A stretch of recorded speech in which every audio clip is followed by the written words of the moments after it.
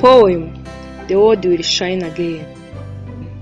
Airplanes were hovering in the sky. We were moving continent to continent just for a better future. We were functioning hard to make the world tremendous. The world was exceptional and thrilling. It was so striking and peaceful. Yet COVID-19 came with aggressiveness. This pandemic caused by coronavirus spreads quickly in the universe, spreads through direct contact, handshaking, and saliva droplets.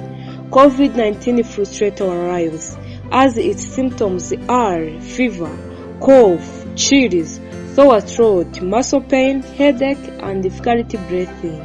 If you present those symptoms, please isolate yourself and call for emergency help. The world is dark, with full of stormy moments. It's lockdown and quarantine. Streets are empty. Financial crisis is upsetting our beloved world. Food scarcity, depression, bereavement, and death have landed in our regions. Surely, our hearts are broken.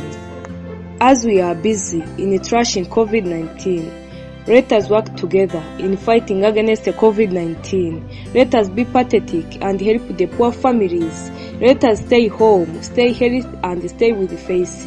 Let us avoid unnecessary movements. In our homes, let us interact and shape our families. Let us read books for sharpening our minds. Let us follow journalism for being updated. Let us do physical exercises for promoting our health.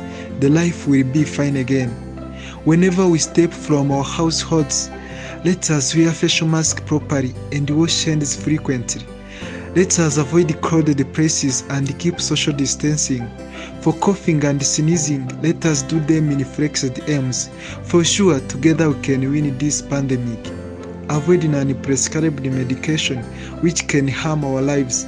Respect taken measures to fight against COVID-19. Single person can affect million.